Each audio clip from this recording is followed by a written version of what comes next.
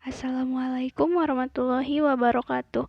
Kami dari kelompok 10 yang beranggotakan Sophie Ari Aprilian, Cindy Dwi Melsandi, dan Siti Nur Anissa, kelas 1E Prodi S1 Manajemen. Di sini kami akan menjelaskan mengenai matriks dan pengoperasiannya. Yang pertama ada pengertian matriks.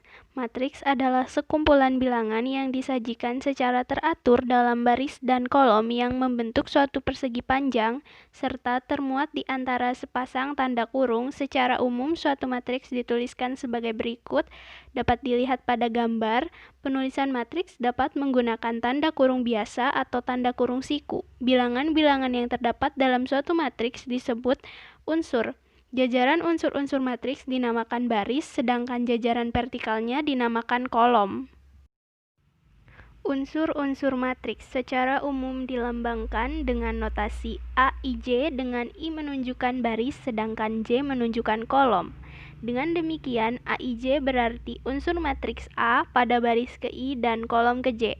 Selain itu, matriks juga tidak mempunyai nilai numerik, yang artinya meskipun matriks merupakan suatu kumpulan bilangan, tetapi ia sendiri tidak melambangkan sesuatu bilangan. Hal ini tentu berbeda dengan determinan yang bersifat numerik.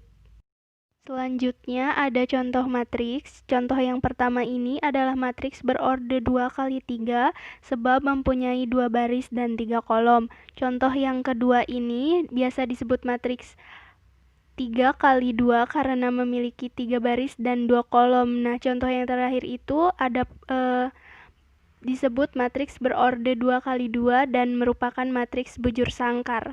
Selanjutnya ada pengoperasian matriks. Yang pertama adalah kesamaan.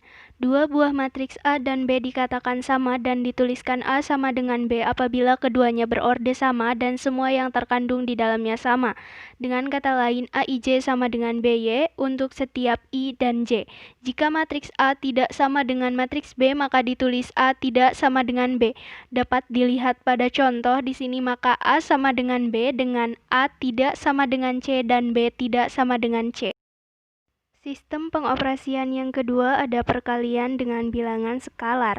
Bila diberikan sebuah matriks A dan sebuah bilangan skalar K, hasil kali K dan A didefinisikan sebagai KA, dapat dilihat pada gambar. Setiap elemen dari A dikalikan langsung dengan K. Hasil kali KA merupakan sebuah matriks lain yang mempunyai M baris dan N baris, di mana M dan N ini sama dengan M dan N matriks asli atau matriks A.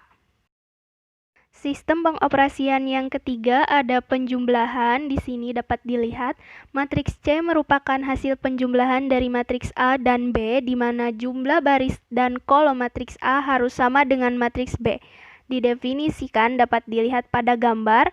Pernyataan ini dapat diringkas menjadi C sama dengan A ditambah B dan berlaku hukum asosiatif di mana A ditambah B sama dengan B ditambah A atau A ditambah dalam kurung B ditambah C sama dengan dalam kurung A ditambah B ditambah C. Yang keempat ada pengurangan. Aturan yang berlaku pada operasi pengurangan sama dengan yang berlaku pada operasi penjumlahan, di mana A dikurangi B sama dengan A ditambah min B.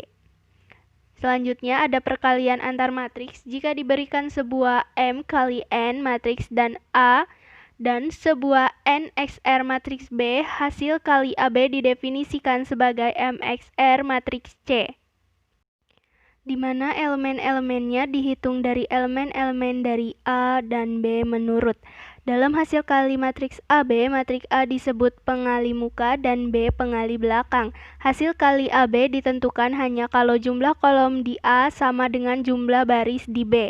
Aturan A dan B bisa dikalikan jika dan hanya jika jumlah kolom di A sama dengan jumlah baris di B. Di sini ada contoh perkalian matriks antara matriks A dan B yang menghasilkan matriks C.